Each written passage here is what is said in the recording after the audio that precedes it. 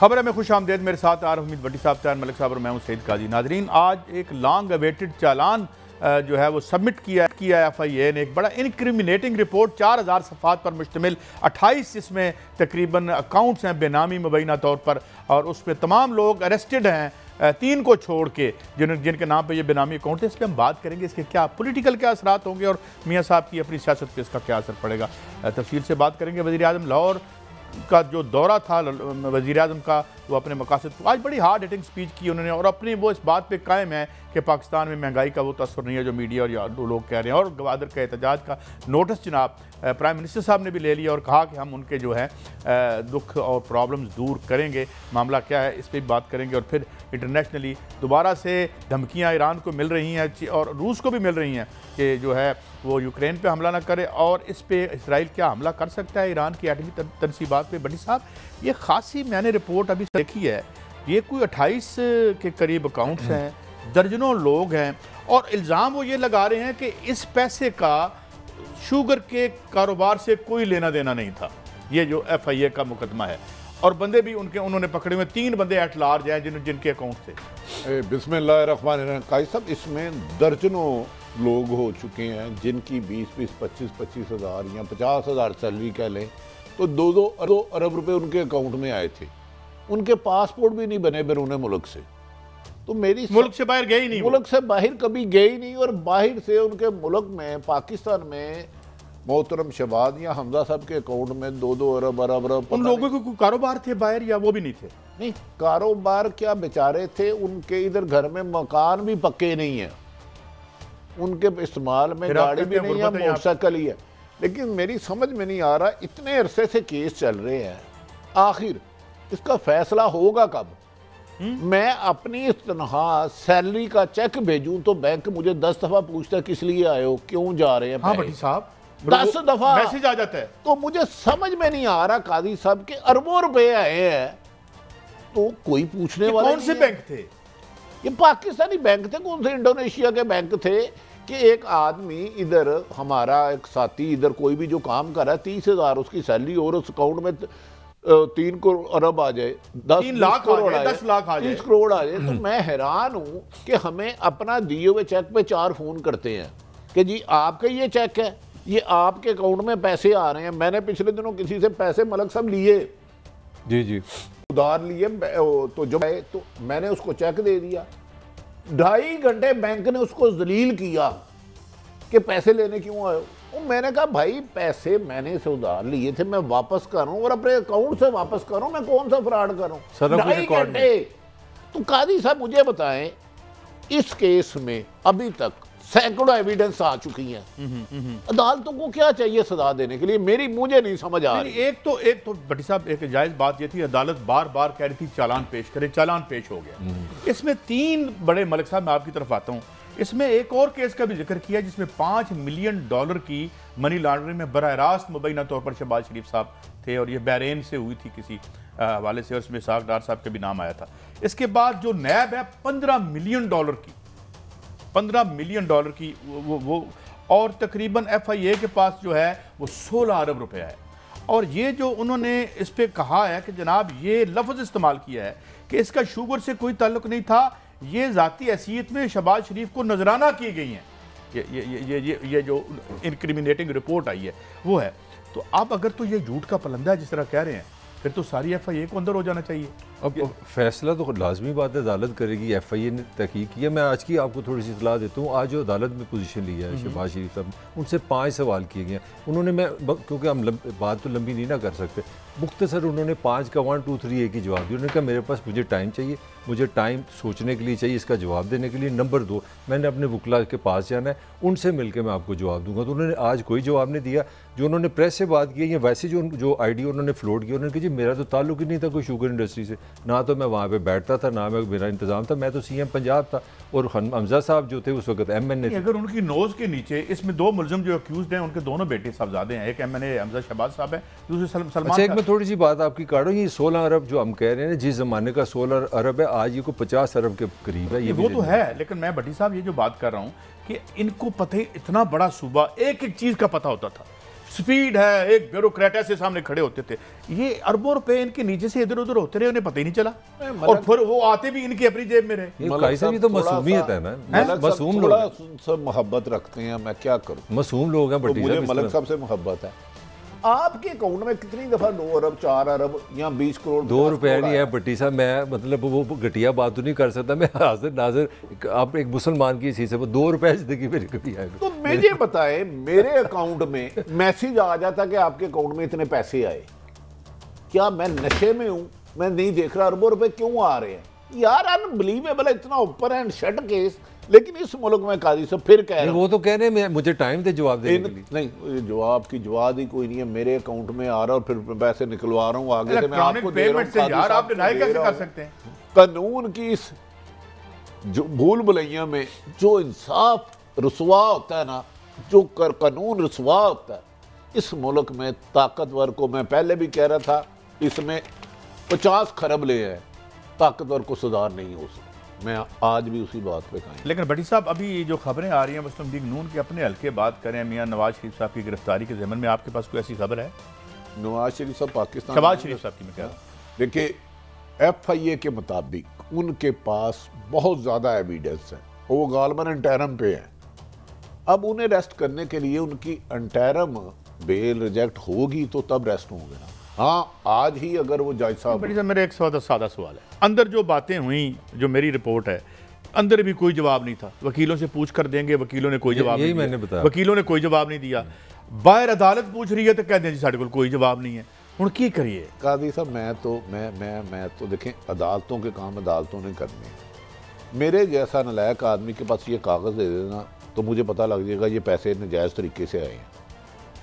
यहाँ मैं आपको मुतमिन करूँ, ये पैसे मैंने फ़लाँ से लिए थे, इस मद में मैंने अपने बैंक में जमा कराए, इस मद में मैंने वापस कर दिए इस तारीख को। अगर मेरे सामने सारा कुछ है और मैं मानने के लिए तैयार ही नहीं हूँ, वकील को कह रहा हूँ, इसको कह रहा हूँ, इसको कह रहा हूँ, बताओ, तो फिर इसका मतलब है कानून तो ताकतवरों के इशारों का मुताज है ना। मैं आप तीनों बैठे हैं, तीनों मुलाजम पेशा आदमी हैं, तीनों के अकाउंट में पैसे आते भी हैं, चाहे 10 रुपए आए या 10 लाख आए या 50 लाख आए, हर साल स्क्रूटनाइज हो जाता है, निकलते भी हैं। कभी आपके अकाउंट में क्यों नहीं आया? मुझे सिर्फ ये बता दें, ये कह रहे हैं वकील से पूछ के बताऊंगा, शहबाज साहब ये उनका हक है, मलिक साहब करेंगे। 5 साल पुरानी चीज़ मुझे भी याद नहीं रही होगी, लेकिन एक मेरी आम सैलरी लाख रुपया है, तो हर महीने मेरे अकाउंट में 20-20 करोड़ आ रहा है, तो मुझे तो पागल हो जाना चाहिए। आप जो बात कर रहे हैं ना, चीजें सुना दूं, एक सेकंड बस। आज के ज़माने में, IT के ज़माने में, आप यकीन करें, आपका जो शनाख्ती कार्ड है ना, ये मैं पाकिस्तान की कोई छुपी इन्फॉर्मेशन नहीं दे रहा, आपका शनाख्ती कार्ड पे कोई बैंकर के पास ही वो आपका नाम लिखे शनाख्ती कार्ड, आपका एक एक आना, एक एक रुपया, यहाँ से कितने मिले, कहाँ गए, किधर गए, ये तो अभी वैसे ही सब। अब आपसे पहले ना टोटल ऑन रिकॉर्ड कुछ दोस्त आए हुए थे, मैंने कहा यार ये करप्शन, 15-20 थे, अल्लाह जानता, हर एक ने का करप्शन बढ़ी है। फिर इश्तिहारात की बात हो गई, उसने कहा अब भी 50 करोड़ से ज़्यादा हर महीने DGPR लाहौर जाली फज पेमेंट करता है। अब ये सारी ओपन एंड शट केसें हैं और फिर भी आपने किसी को सजा नहीं देनी। अच्छा बड़ी साहब, कुछ चीज़ें जो और कही हैं उन्होंने, ये बड़ी दिलचस्प हैं। FIA का सवाल था कि जी वज़ीर आला हाउस मॉडल टाउन से आपकी सब्ज़ रंग की लैंड क्रूज़र में भारी रकूम की तरसील हुई। सलमान शहबाज की हदायत पर वज़ीर आला कैंप ऑफिसर गाड़ी मनी लॉन्ड्रिंग के लिए इस्तेमाल की गई। अच्छा, अब वो कहते हैं जी मैं अपनी लीगल टीम से बात करके आपको बताऊंगा, गैर मुल्की असासों की तफसीलात फराम करें, ये उनसे पूछा गया, मगर उन्होंने कहा जी मैं अभी कुछ नहीं बता सकता।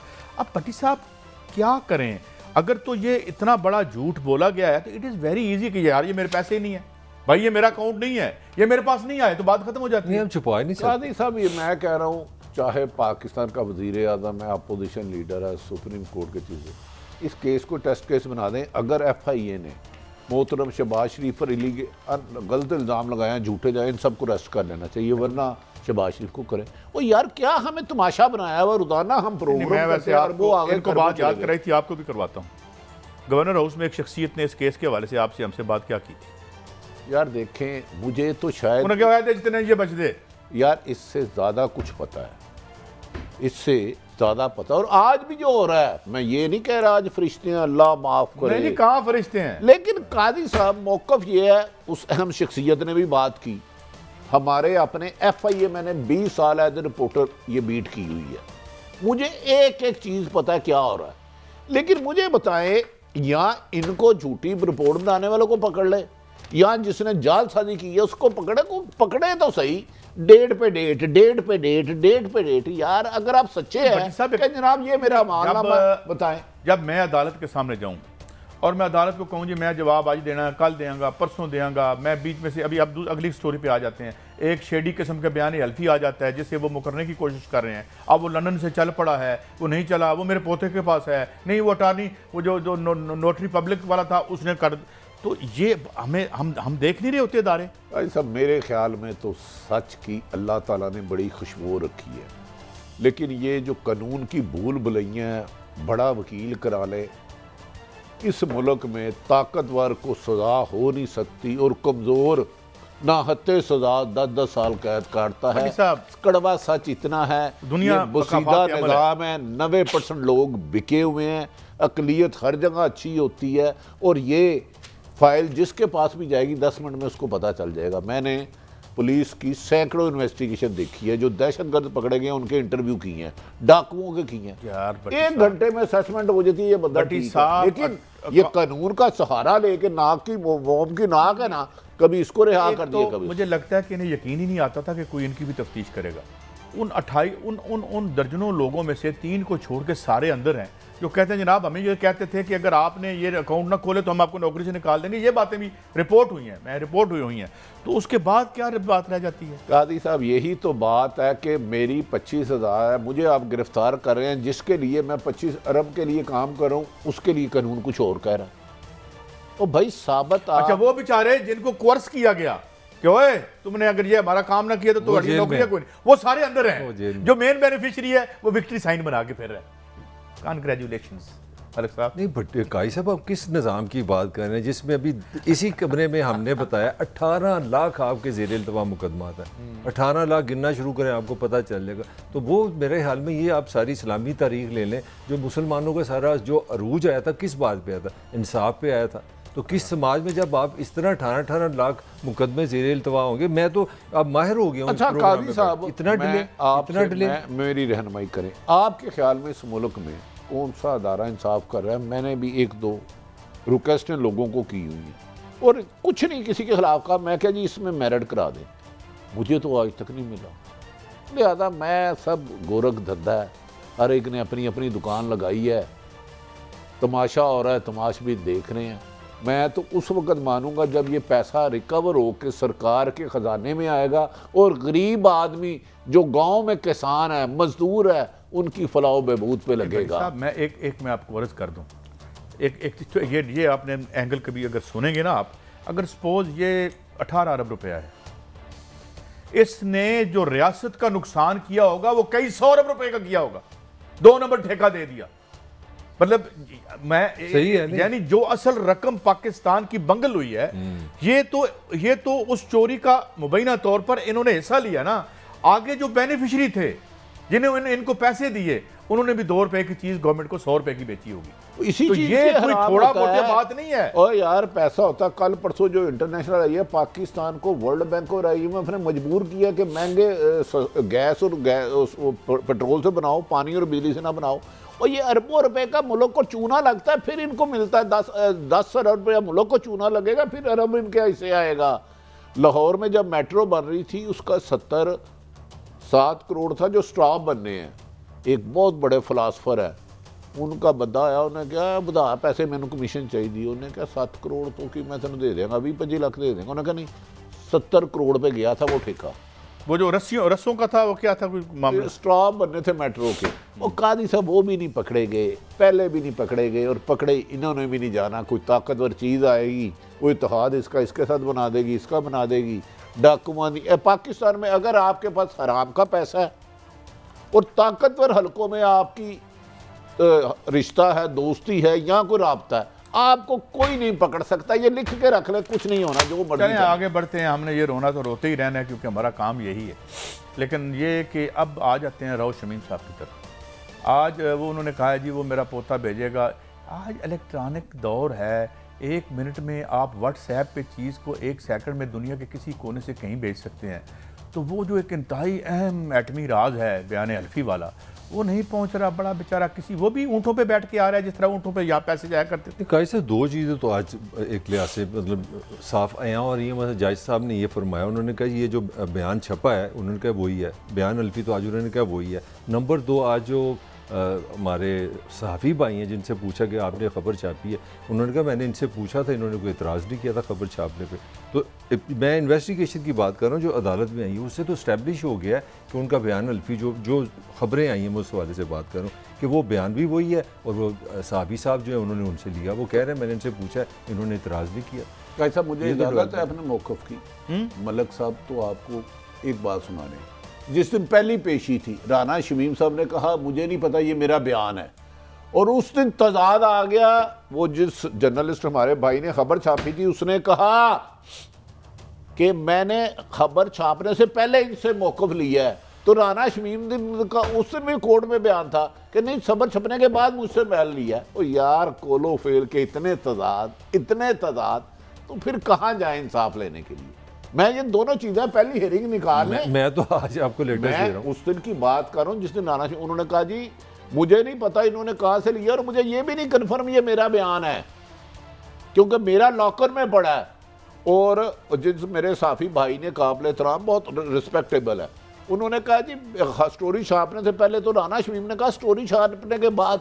यार अदालत में अगर 10 चीज़ों का तजाद आ जाए और फिर भी तारीख पे तारीख, ये तो अदलिया। अच्छा बटी साहब मैं एक पॉइंट जो समझ आऊँ, मैं लॉ की तो अदालत की तो हम बात ही नहीं ना कर सकते, कहीं हमारा कानून के निज़ाम को इतना पजीदा तो नहीं कि जिसके पास पैसे हैं वो उसे खेलता रहे, इस तरह तो नहीं हो रहा। मैं आपको बता रहा हूं, मैं तो हैरान इंसाफ के लिए मैंने पाकिस्तान के हर ताकतवर हल्के को कहा इस फलां एक जगह फ्रॉड हो रहा है, इसकी शफाफियत करा दें, कसम ले लें जूं भी नहीं की हो के, क्योंकि उसके पीछे उससे बड़ा माफी है। जी भट्टी साहब मैं की बोला है। अच्छा गाय साहब इस इवेंट को मैंने कवर भी किया हुआ, ये 5 बंदों वाला जो था, मैं खुद मौके पे 2 मजदूर मार दिए। वो बेचारे क्या वो यानी सिर्फ खाना पूरी करनी थी साहब का, ऊपर से प्रेशर है, क्राइम ज़्यादा हो गया, जाली मुकाबले करो। ये इवेंट मैंने एज ए रिपोर्टर कवर किया हुआ है। ये साहब कौन थे भट्टी साहब? है साहब कौन थे जिनका प्रेशर? साहब भाई उस वक़्त के वज़ीर आला, आपको DPO लगाना है तो कहते थे कितने बंदे मारेगा, ये बात कह रहा हूँ। लेकिन अब इस मुल्क में मैंने कहा है ना, ये कौम कैंसर से नहीं मरेगी, हार्ट अटैक से नहीं मरेगी, कोरोना से नहीं मरेगी, सच बोलने से मर जाएगी। सब पुलिस वालों को बुलाओ और कोई एक इम्तिहान लो कि तुमसे पूछते नहीं रहे थे शहबाज शरीफ साहब कितने मुकाबले जाली मारेगा, अब आ जाते हैं फवाद चौधरी साहब की तरफ। इस दफ़ा तो ये तो मदीने की रियासत है। मैं ये प्राइम मिनिस्टर को मैसेज दे रहा हूँ, इन्होंने खुद कहा था कि जी अरबों रुपए की पेमेंट दी है, और कुछ सहाफ़ियों ने भी ली है, पीर मंगल तक नाम आ जाएंगे, महीना हो गया कौन सा नाम आया, क्योंकि आज भी वैसे ही फ्रॉड किया जा रहा है इश्तिहारों में, आज भी फज पेमेंट दी जा रही है। काजी साहब क्यों नहीं बेहतरी आ रही, नाम आप नबी पाक मोहम्मद सल्लल्लाहु अलैहि वसल्लम का इस्तेमाल किया जा रहा है और झूठ लेटेस्ट से लेटेस्ट तरीके से बोला जा रहा है। फवाद चौधरी साहब ने कहा था ना, ये मुकाबले का आई विटनेस हूं मैं, जाली था। हमें मुकाबले से पहले अफसर फोन करते थे, आज 4 बंदे मारने ने जगह रख लेना। Oh my God. अच्छा दोनों से एक नहीं दर्जनों भट्टी साहब आप दोनों का एक्सपीरियंस मेरे से था, दोनों से एक सवाल लाजमी करना, आपकी कानूनी सेंस अच्छी है, आपने क्राइम रिपोर्टिंग की है, आप बताएं। मेरी कानूनी नहीं है, मेरी सुन ले, ਤੁਸੀਂ ਵੀ ਵੱਡੇ ਹੋ ਭਾਈ, ਤੁਸੀਂ ਆਪਣਾ ਪੀਰਜ਼ਾਦਾ ਹੋ ਆਪਣੇ ਜ਼ਮਾਨੇ ਦੇ ਕਾਨੂੰਨ ਲਈ, ਤੁਸੀਂ ਆਇਨ ਲਿਖਿਆ ਪਾ ਸਕਦਾ। मेरा सवाल ले रहे हैं, सवाल ये है कि मैं अगर पुलिस अफसर हूँ, मैं IG हूँ या SP हूँ, कुछ भी हूँ, क्या मैं कानूनी तौर पे CM का गैर कानूनी ऑर्डर ले सकता हूँ? ये क्या फ्रॉड है जी? मुझे CM ने बताया there is a legal order लिखा है। कायदे आज़म मोहम्मद अली जिन्ना ने सिविल एकेडमी को सियासतदान अफसरों को मुखातिब किया था, आप किसी एक सियासतदान के ज़ाती गुलाम नहीं, आप कानून के एम्प्लॉई हैं। लेकिन उस वक्त पुरकशिश होदा, और आज भी पुरकशिश होदा मिलता है, जो जाके बकायदा हिस्सा देता है। आज भी ये भी शामिल जुर्म हुआ ना, 100,000% एक नाहक इंसान को मारने की क्या जरूरत है? मलिक साहब आप CM पे डाल दे यार। अच्छा इसके बाद मैं आपको अगला, आप और मलिक साहब बैठेंगे। DSP उस दौर में एक इकबाल टोन थे, उन्होंने एक बंदे, वो था क्रिमिनल, उसको जेल से निकलवाया। मलिक साहब बात सुननी है, ये इनके इतने स्याह चेहरे हैं। उसके भाई को मैसेज भेजा, तेरे भाई को जाली मुकाबले में मारने लगे। 18 लाख रुपए से डील और एक रात की और डील, फिर उसको 5वें छठे दिन दोबारा जेल भेज दिया। ये होता रहा है और आज भी जिस तरह बिक रहा कानून, अल्लाह ताला इस मुल्क पे रहम करे। मैं आपकी बात का जवाब दे दूं, प्लीज। हम शहबाज शरीफ साहब पे हर चीज़ नहीं डालते। ये जो आबद बाक्सर है ना और जो विरक है मुबैना तौर पर, ये तो वो हथियार हैं जो सीएम साहब के हाथ में थे। क्राइम ओरिजिनेट कहां से कर रहा है? कत्ल के तो ये तो छोटी छोटी ब्रांचें थी, और तू एनू मार दे, तू एनू मार दे, इधर दा सचो एनू मार दे। ये सेंट्रल सेक्रेटेरिएट है जहां पे आपका सीएम बैठा हुआ है। तो सारे शामिल हुए जो प्लीज डोंट कंडोन देम यार, नहीं, इससे बड़ा जालमाना। ये तो हथियार है, ये पिस्तौल है। काजी साहब आपने एफआईआर अपनी उंगली तरफ से काट किसकी दी। है? एक मिनट उंगली मुझे सुन किसकी लें। है? मैं सिंपली एक बात ये कर रहा हूँ कि सीएम ने अगर आर्डर दिया है तो वो क्रिमिनल है, उसको सजा मिले। मेरी इस पे बहस, मैं ये बहस कर रहा हूँ कि जो मेरा सरकारी मुलाजम है उसको ये पता होना चाहिए एक लीगल आर्डर है, गैर कानूनी आर्डर है। मैं अगर सीएम हूँ, इसका ये मतलब नहीं कि मैं आपको मार दूं। तो सीएम को डूब के मर जाना चाहिए, उसको भी मरना चाहिए, डूब के मर जाना चाहिए जो लाकानूनियत फैला रहा है। बिल्कुल। और एसएचओ को भी उसको बचा रहे हैं यार आप, उस एसएचओ उसको को भी कंट्रोल मरना कर रहे चाहिए हैं, जो उसको ऑर्डर मान रहा है। उसको दिस इज माय पॉइंट, उसको कंट्रोल करें आप।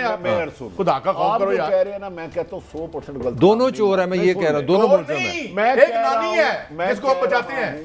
आज भी कुछ बेशुमार अफसर दयानतदार, आज भी जो इमरान शहबाज शरीफ को पैसे या उसके लिए काम कर रहे थे, आज मौजूदा वज़ीर आला के लिए कर रहे हैं। अगर वो ना कर रहे होंगे, पैसे में फ़र्क पड़ जाएगी, तो मेरी गर्दन बना रहे पाकिस्तान उतार। भट्टी साहब वो मेरे मुलाजिम है, सीएम के मुलाजिम नहीं है। भट्टी साहब वो पाकिस्तान नाम के मुलाजिम है। भट्टी साहब, कोई ऑनेस्ट अफसर तो आजकल हाथ जोड़ते हैं, हमें खुदे ना लाओ। हमें तो रोज सुनाते हैं कि दरिया फरात के किनारे कुत्ता भी भूखा मरा, तो मेरी जिम्मेदारी है।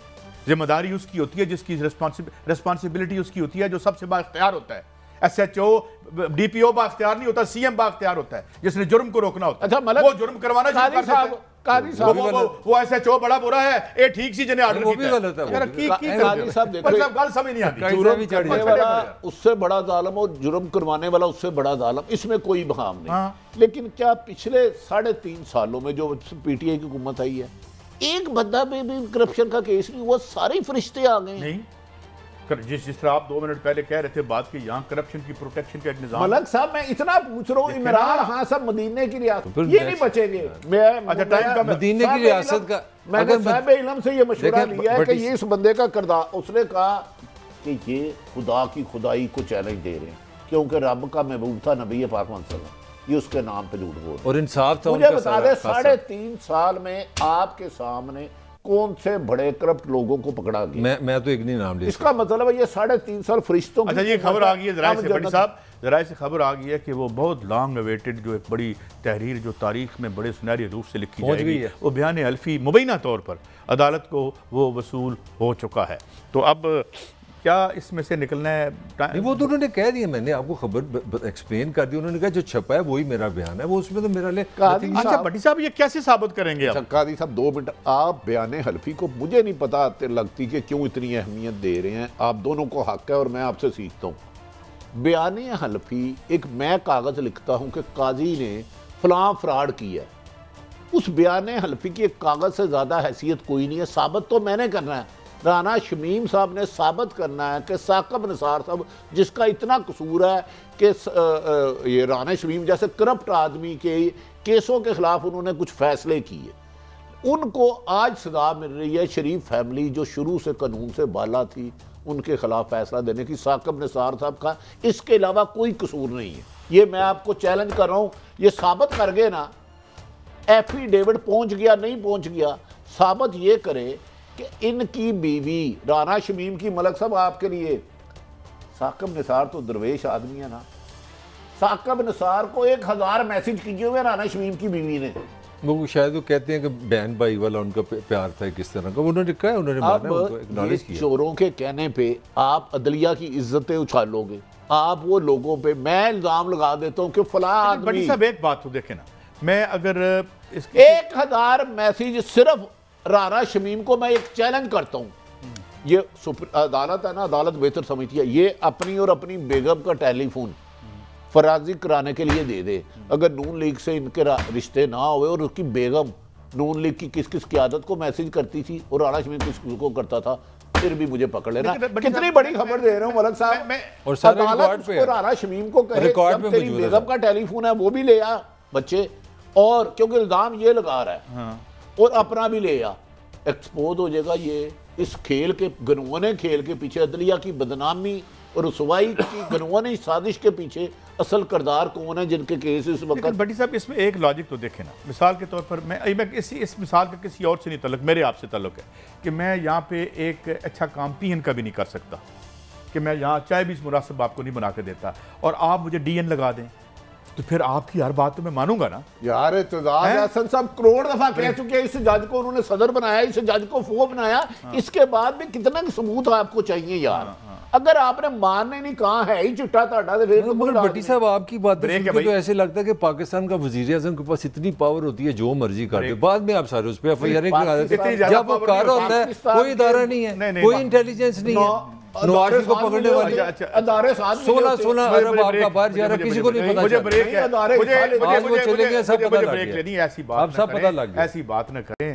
जब आप एक्स्ट्रा जुडिशियल किलिंग करा सकते हैं तो आप कितने पावरफुल हैं। आप मॉडल टाउन में हमला औरतों के मुंह पे गोलियां मार सकते हैं, आपसे ज़्यादा पावरफुल कौन हो सकता है। चलें एक ब्रेक पे चलते हैं और ब्रेक से वापस आएंगे और जो दीगर खबरें हैं, गवादर के एहतजाज की बात करेंगे, वज़ीर आज़म का दौरा है लाहौर, इस पर बात करेंगे और इंटरनेशनल खबरें भी ब्रेक के बाद।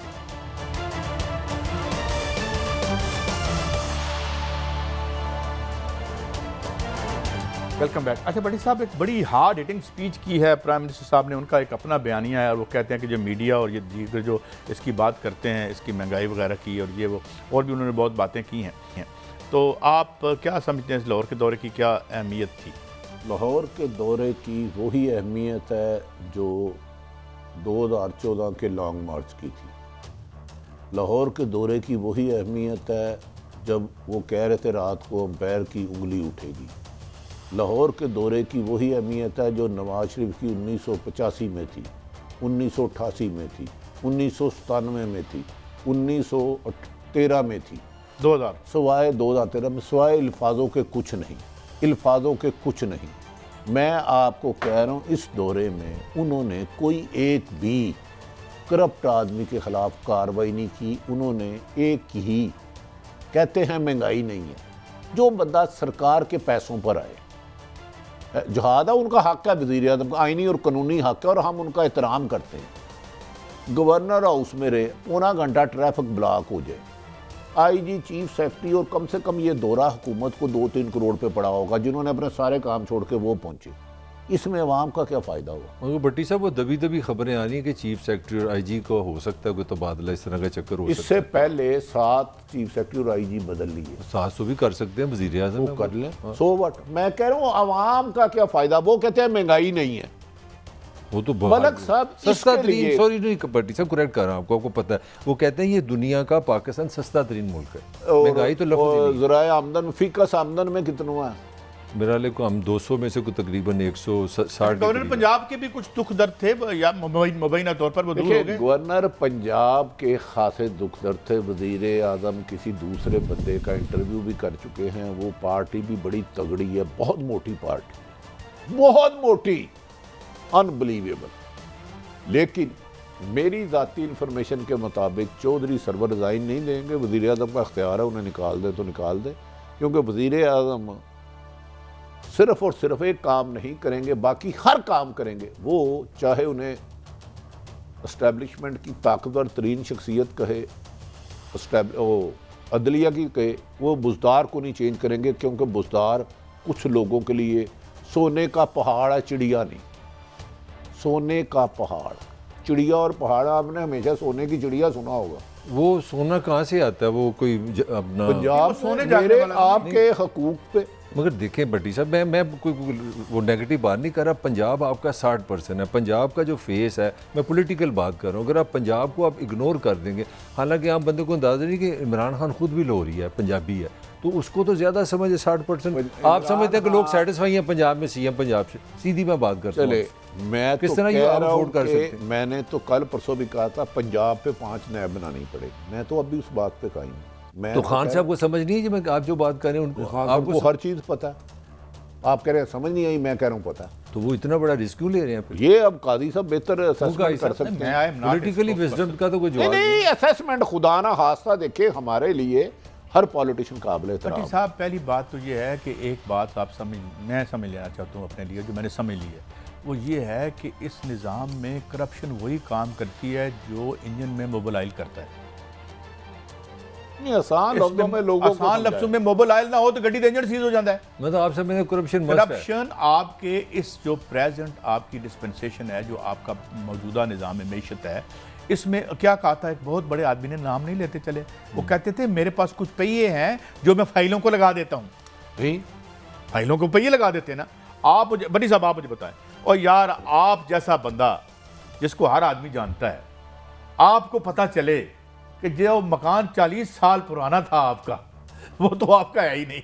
अच्छा काई साहब वतन अजीज है, 2 मिनट, एलडीए काम कर रही है, मैं आप बना देता हूँ क्योंकि मेरे लिए तो वो सीएम साहब की ख्वाहिश है कि इसका मैं नुकसान करूँ, अल्लाह इनको और हिम्मत दे। 2010 में घर लेता हूँ डीसीओ और एंटी करप्शन चेक करके, डॉक्यूमेंट चेक करके। अब 16 घरों को गार्डन और तालक बराक में नोटिस आता है कि आपके बाप दादे के घर सारे नजायज गिरा दिए जाएंगे। तो सारे बाप दादा दे सारे जायज मुझे 2 नंबर पैसे सुनो कि आप एनओसी लिए बेच दे। मैं क्या कल को कहता ये हो सकता है कल को ये भी गिर जाए, तो मैं क्या मैं एक और धोखा करूं, और सीएम उस पे सांप बन के बैठा है, वो कागज ही नहीं निकलने दे रहा। यार आपको क्या बताऊं काजी साहब, अल्लाह जानता है इन्होंने तो वो करप्शन को लीगलाइज और बहादुरी से कर रहे हैं। आप मैं आपको घर की कीमत दे देता हूं। काई साहब शबाश जी भूल जाओ तुसी। अच्छा थोड़ी सी मैं भी बात एक छोटी सी करना चाह रहा हूं। नहीं आपका तो डाल अभी मैंने बाहर जाके सांस लेनी है, आपका डाल अभी मैंने अभी 16 सिगरेटों का धुआं सीने में लेके आना है इनकी ट्रांसपोर्ट पॉलिसी। काई साहब को इसीलिए छेड़ा। अच्छा सुने मुझे मैं ऐसे हमारे छेड़े। अच्छा मैं आपको बताना चाह रहा था कि खान साहब का एक और भी कंसर्न है, तरीन साहब की बात करनी है मैंने, वो लंदन में कर लेंगे, बाद में कर लेंगे, मगर मैं लाहौर के वाले से एक बात करना चाह रहा हूँ। अब देखिए बल्दियाती इलेक्शन आपके ऊपर है, आप भट्टी साहब जो बातें कर रहे हैं सही कर रहे हैं, मगर पॉलिटिशियन को अल्टीमेटली वोटर का प्रेशर आता है। अब प्रेशर ये आया है कि 180 लोग पीपल्स पार्टी के लाहौर से शामिल हुए हैं, बड़े बड़े लोग नहीं हैं, मगर वो लोग शामिल हुए हैं जो काउंसलर और नाज़म या इस तरह की जो मेयरशिप में ना अहम किरदार कर रहे हैं। तो खान साहब के लिए एक चैलेंज ये नया बना है कि पीपल्स पार्टी लाहौर में राइज कर रही है और लोगों को इकट्ठा कर रही है, होगा ना कुछ होगा पंजाब की हद तक। और इसके पीछे थोड़ी सी मैं आपको खबर भी देता हूँ, बिलावल भुट्टो ने 3 साल पहले मोहित यूसुफ साहब जो हमारे बड़े इस वक्त एडवाइज़र टू दी नेशनल मुशीर हुकूमत है, ये बिलावल को लेके अपना रिक्शे पे टैक्सी पे वहाँ पे थिंक टैंकों में अमेरिका में मिलाते रहे हैं। तो बिलावल गुज़श्ता 4 साल से अमेरिका में काम कर रहा है, और इस वक्त मुझे मेरी खबर ये है कि इस्टेब्लिशमेंट को किसी हद तक थोड़ा सा मोहब्बत भी आ रही है पीपल्स पार्टी से। वो इसलिए मोहब्बत आ रही है कि हो सकता है कि अमेरिका से कोई सॉफ्ट कानून निकला है, तो पीपल्स पार्टी का फैक्टर आ रहा है। वैसे भी वोटर का प्रेशर तो बड़ा होता है ना, वो तो कोई नहीं इस मुल्क में। मैं तो इसको अमेरिका से जोड़ रहा हूँ, पर हेड 2000 रुपए का प्रेशर भी तो पड़ सकता है ना, मैं अमरीका से जोड़ रहा हूँ। नहीं 5-5 हज़ार भी लिया गया, बाइबल पे कसमें भी ली। 32,000 वोट है भट्टी, इस तरह है भाई, पीपल पार्टी रिवाइव कर गई होगी, आपकी राय है। जगीर तरीन से यार लंदन पहुंचा दिए, वो जगीर तरीन साहब हो आए, अभी उधर गवर्नर साहब भी होके गए थे, तो फिर ये फैसला कहाँ पे होगा? ये लंदन में ही फैसले हो जाएंगे कादी साहब? जगीर तरीन साहब कल रात चले गए और मुझे पता किस किससे मिलेंगे, लेकिन हुकूमत में तब्दीली तब आएगी जिस अवाम ने वज़ीर आज़म इमरान खान को 2018 में मुंतखब किया था, जब वो चाहेगी। किसी के मिलने से किसी के ना मिलने से कोई फ़र्क नहीं पड़ता, मेरी 3 साल के प्रोग्राम सारे निकाल के रख लें। मैं कह रहा हूँ कि जॉइंट सेशन अचानक मंसूख कर दिया जाता है, हो जाता है। काफ लीग और MQM कहती है हमने इस हुकूमत का साथ नहीं देना, जालमाना पॉलिसी है। 2 दिन बाद वो कौन सा अवामी तूफान आता है जो हर MNA को बहा के इस्लामाबाद ले अपनी जान पे खेल के। मैं कहना चाहता हूँ, मैं मामला तो कह रहा हूँ।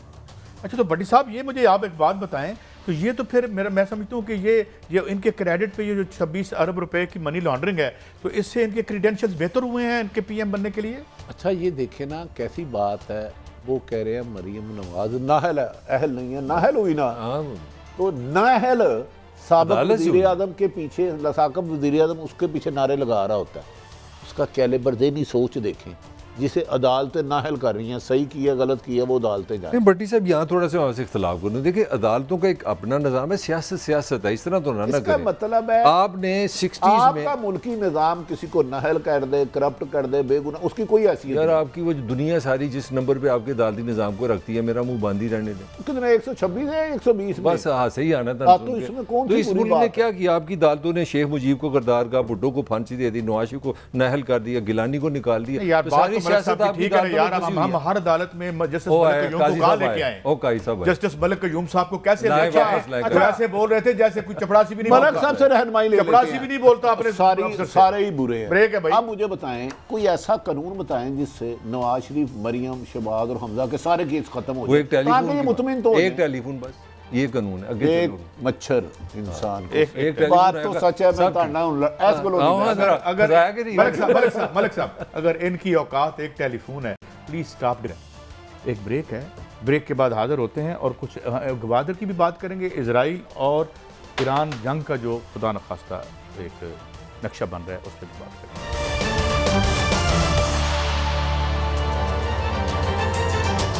वेलकम बैक नाज़रीन। एक गवादर में इशू बहुत दिनों से सामने आ रहा था और आज पीएम साहब ने भी उसका नोटिस लिया है और एक मोहकम अंदाज में कहा है कि इन मसाइल को हल किया जाएगा। इस जो तहरीक है इसको जो चलाने वाले लीडर हैं जनाब हदायतुर रहमान बलोच साहब ने हमें ज्वाइन किया। Thank you very much for your time Baloch साहब। बलोच साहब ये फरमाइए कि पीएम साहब की जो वादे हैं या जो उन्होंने आपको यकीन दहानी कराई है उस पर आपका क्या ख्याल है और बुनियादी आपके मुतालबात क्या हैं हदायतुर रहमान साहब? बहुत शुक्रिया, बिस्मिल्लाहिर्रहमानिर्रहीम। आपका बहुत शुक्रिया कि आपने मौका दिया कि अपनी बात पूरे पाकिस्तान के लोगों तक पहुंचा दें। वज़ीर आज़म साहब की तरफ से जो नोटिस लिया गया है तो इसको हम खुशामदीद कहते हैं, एहलियान बलूचिस्तान की तरफ से, धरने की तरफ से, और देर आया दुरुस्त आया। तो उम्मीद रखते हैं कि ये नोटिस बाकी नोटिसों की तरह ना हो, कुछ अमल दरामद भी होगा और इसमें हमारे जो मुतालबात हैं वो पूरे किए जाएंगे, प्रैक्टिकली ग्राउंड में मौजूद होंगे। हमारे मुतालबात हम तो कोई मोटरवे नहीं मांग रहे हैं, कोई ऑरेंज ट्रेन नहीं मांग रहे हैं, ग्रीन बस नहीं मांग रहे हैं, इमरान खान से 1 करोड़ नौकरियों में हिस्सा नहीं मांग रहे हैं, 50 लाख घरों का हिस्सा नहीं मांग रहे हैं। अब ये भी नहीं कह रहे कि हमारे बलूचिस्तान के सड़कों को संगे मरमर का बना दें या गवादर के सड़कों को टायर लगा दें। हम मासूम सा मुतालबा है कि समंदर है, मैं अपने आबा व अजदाद से रोज़गार कर रहा हूँ। ट्रॉलर माफिया आए हुए हैं, वफाकी हुकूमत और सूबाई हुकूमत इनकी सरपरस्ती में यहाँ पूरे आयातियात की, समंदरी आयातियात की नस्लकुशी की वजह से मेरे लाखों माहिरों के घरों में आज फाका है। खुदा के वास्ते ट्रॉलर माफिया को लगाम दें। मैं खुद मेहनत कर रहा हूँ, मजदूरी कर रहा हूँ, बच्चों का पेट पाल रहा हूँ, मुझे रोज़गार करने दे। बॉर्डर में रहता हूँ, ईरान बॉर्डर पर, वो भी मेरे रिश्तेदारियाँ हैं ईरान से, इस्लामी बरादर मुल्क है, मेरी बिजली वहाँ से, अशिया खुर्दुनश मेरा वहाँ से आता था, गैस वहाँ से आता था, मुझे सस्ती चीज़ें मिलती थी। तो बॉर्डर को पूरा बंद किया गया जिसकी वजह से लाखों लोग आज वाक़ा खुशी पे मजबूर हैं। अच्छा बलोच साहब, मैं एक सवाल कर लूं फिर बाकी मेरे दोस्त आपसे बात करेंगे। आपकी सुना जा रहा है कि आपने किसी पॉलिटिकल पार्टी को वेलकम नहीं कहा, बल्कि आपने उनको डिस्करेज किया है कि कोई ना आए।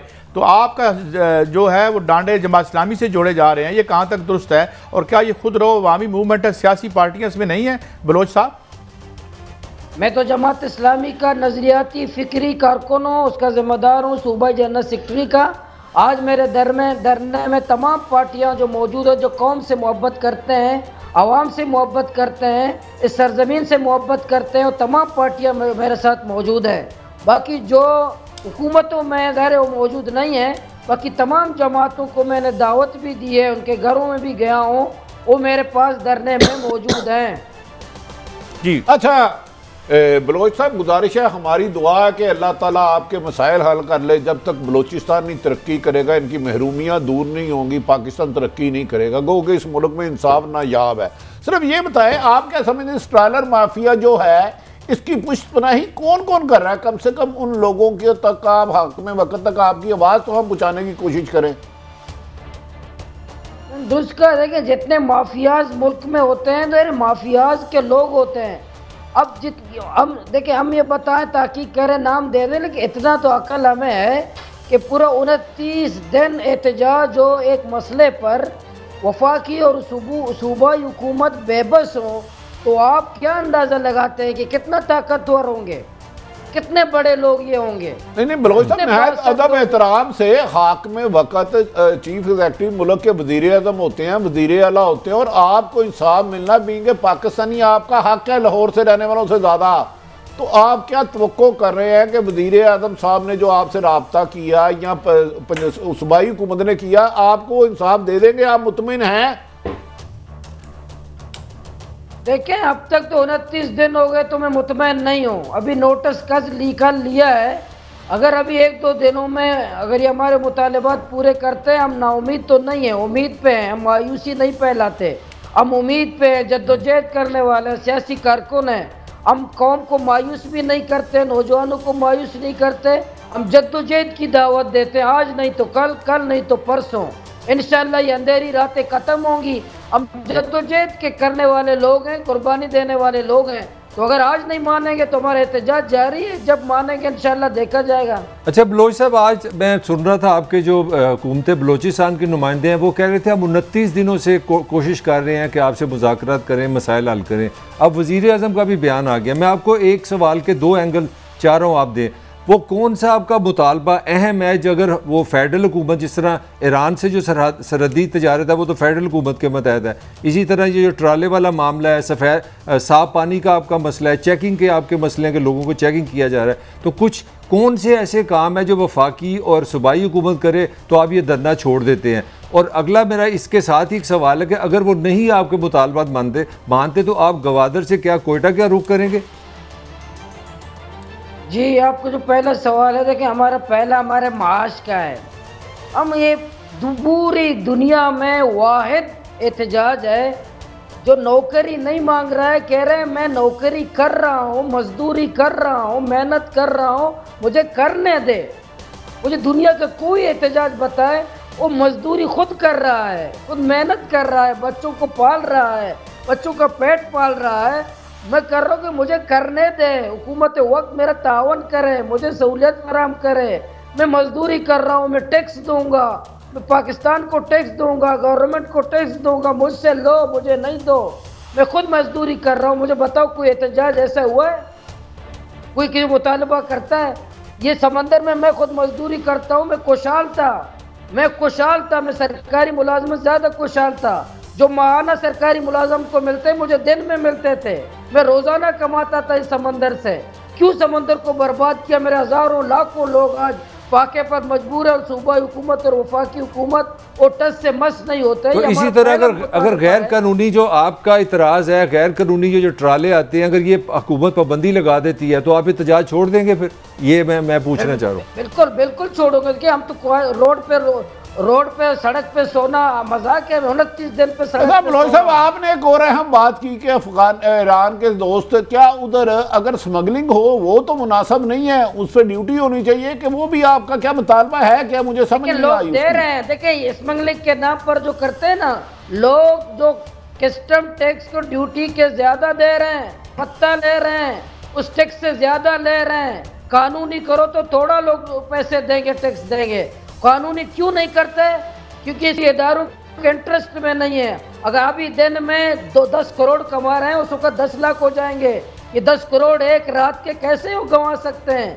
बहुत शुक्रिया भट्टी साहब, बहुत शुक्रिया बलोच साहब। हमने आपकी इक़्तिदार जो हैं और जो मुख्तलिफ, मेरा ख्याल है कि इनके साथ ट्राला तो गलत है, लेकिन मेरा ख्याल है सरहदें तो महफूज होनी चाहिए, क्योंकि उस पर चेकअप करना हुकूमत का फर्ज है कि खुदा ना खास्ता वो इम्पोर्ट एक्सपोर्ट में कोई उसका कोई सिस्टम होना चाहिए। मैं तो गवादर गया हूँ ना पिछले महीने, एक फिक्र मैं दे दूँ आपको, सच बताने लगूँ, दही लस्सी जो है ना वहाँ पे ईरान की मिलती है। एक व्हाट ए शेम कि आपके पास पीने का पानी नहीं है, वो ईरानी है, आपकी बिजली ईरानी है। मैं कह रहा हूँ पहले उनको मुतबादल दे दें, आप पाकिस्तान को सेव करिए, मेरा हक है। मैं जो बात कर रहा हूँ, बात दो बातें, एक तो ये कि आपने इसको बिल्कुल इसको इग्नोर किया और डेवलप नहीं किया।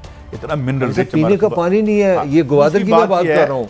मलिक साहब, दूसरी बात यह है कि अगर आपकी डेवलपमेंट ऑल इंक्लूसिव ना हो, डेवलपमेंट आप करें, ठेके दें, कारपोरेटाइज करें, लोगों का रोज़गार छिन जाए तो फिर काम अफसोस। बहरहाल ये था हमारा आज का शो। हम कल फिर मिलेंगे और इस तरह के इशूज़ को उजागर करते रहेंगे। इजाज़त दें, अल्लाह हाफ़िज़।